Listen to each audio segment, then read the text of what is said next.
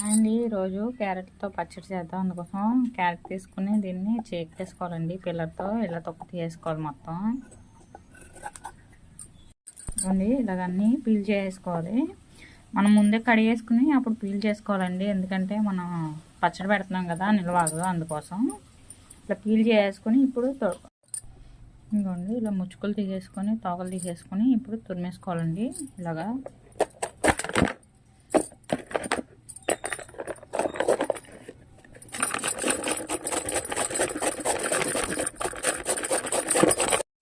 మొత్తం ఇలా తురిమేసాను. ఇప్పుడు దీంతో పచ్చడి ఎలా చేయాలో చూపిస్తాను. 4 క్యారెట్లకి నేను ఒక అరకప్పు దాకా ఉప్పు వేస్తున్నాను అండి.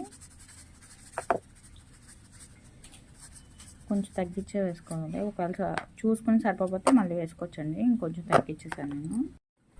ఇప్పుడేమో కొంచెం పసుపు వేసుకోవాలండి. ఊరగాయలు ఎప్పుడైనా మనం కొంచెం పసుపు వేసుకోవాలి, లక్ష్మీదేవితో సమానం. అందుకోసం ఒక కప్పు ఏమో కారం వేస్తున్నానండి. మెంతులు ఆవాలు పౌడర్ చేసండి, అది వేసుకోవాలి. 1 స్పూన్ వరకు వేసాను. ఇప్పుడు దీన్ని బాగా కలుపుకోవాలండి. మెంతులు ఆవాలు పౌడర్ చేసండి, అది వేసుకోవాలి. 1 స్పూన్ వరకు వేసాను. ఇప్పుడు దీన్ని బాగా కలుపుకోవాలండి. ఇలాగా కలిపేసుకుని పెట్టుకోవాలండి. ఇప్పుడు దీన్ని తాలింపు వేసుకున్నాము. స్టవ్ ఆన్ చేసి ఒక మగ్గులు పెట్టండి. ఆయిల్ పెట్టిన ఆల్రెడీ వేడైంది. ఒక 2 వెల్లుల్లిపాయలని ఇలా వలిచానండి. ఎండుమిరపకాయలు ఆవాలు. ఫస్ట్ వెల్లుల్లిపాయలు వేసుకొని ఫ్రై చేసుకోవాలండి.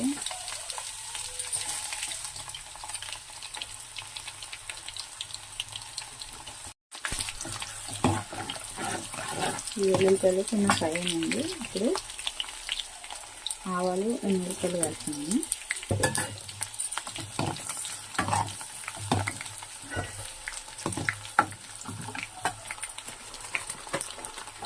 ఇప్పుడు కొంచెం జీలకర్ర వేస్తున్నాను.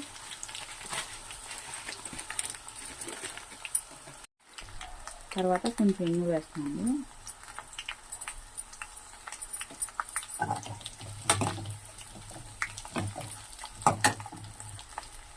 తర్వాత కొంచెం కరివేపాకు.